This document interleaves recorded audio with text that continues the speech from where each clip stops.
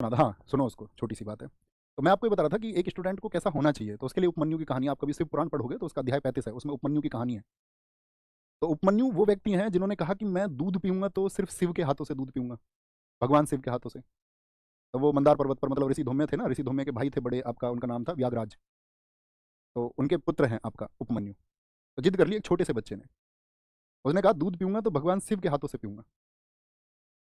और भगवान शिव को जब ये बात चली कि एक बच्चा जो है कठोर तप कर रहा है, तपस्या कर रहा है, तो उन्होंने पहले पार्वती जी को भेजा, वो कामधेनु का रूप धर के उनके सामने आई और उन्होंने दूध दिया। तो जैसे ही पीने वाला था तो उनकी माँ को स्मरण हो गया कि भैया, उनकी माँ की बातें उनको एकदम से याद आई। उन्होंने कहा कि शिव जो है ना, भोले तो हैं लेकिन आपका जब दर्शन देंगे तो बहुत तपस्या करनी पड़ेगी। तो उन्होंने वो दूध जो कामधेनु ने दिया था वो शिवलिंग पर ही चढ़ा दिया उपमन्यु ने। इसके बाद में कहते हैं कि वो ऐरावत हाथी का रूप रख के इंद्र भी आए उनकी तपस्या को तोड़ने के लिए कि क्यों तुम शिव को पूजते हो, शिव तो निराकारी हैं, मुझको पूछो, मैं 3 लोकों का स्वामी हूँ, मेरी पूजा करो। तो उन्होंने कहते हैं उनके ऊपर अमोघ अस्त्र चला दिया उपमन्यु ने, जो अपनी विद्या से ग्रहण किया हुआ था। ठीक है, इंद्र आए वहाँ पर ऐरावत हाथी के रूप में थे, लेकिन इंद्र ने उसे अपने अंदर समाया, मतलब इंद्र ने भी बहुत प्रयास किया कि मैं शिवलिंग को नष्ट करूंगा। वो बच्चा उससे लिपट गया शिवलिंग से।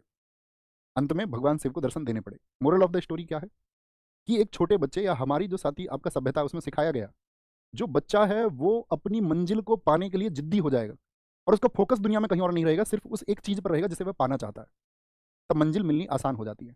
आप दुनिया में सारी चीजों का संतुलन बनाना चाह रहे हैं और अपनी मंजिल को आप सेकंड थर्ड फोर्थ प्रायोरिटी पर रख देते हो, वो फर्स्ट प्रायोरिटी आपकी है ही नहीं। जिस दिन वो आपकी फर्स्ट प्रायोरिटी हो जाएगी उस दिन आपको मिल जाएगी, मिलती भी है। क्या लोगों को मिली नहीं है? क्या लोगों को सक्सेस मिली नहीं है? तो किन के हिस्से में आए? जिनकी फर्स्ट प्रायोरिटी वो है। तो you have to live like Upmanyu, तुम्हें उपमन्यु की तरह जीना होगा, या आरुणि जैसे बन जाओ। अब वो कमेंट्स नहीं उस तरह के, जी इसको मुझे विस्तार से बता दो। एक, पता है दुनिया में अच्छे लोग कुछ क्यों नहीं कर पाए बड़ा?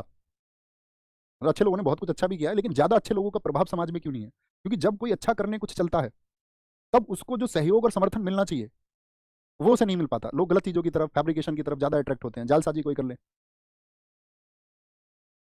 तो अपना समर्पण रखो उस मंजिल के लिए, खुद को डेडिकेशन रखो, खुद को रिसर्चर बनाओ। कुछ चीज़ें ऐसी होंगी जो आपको सीखने होंगी।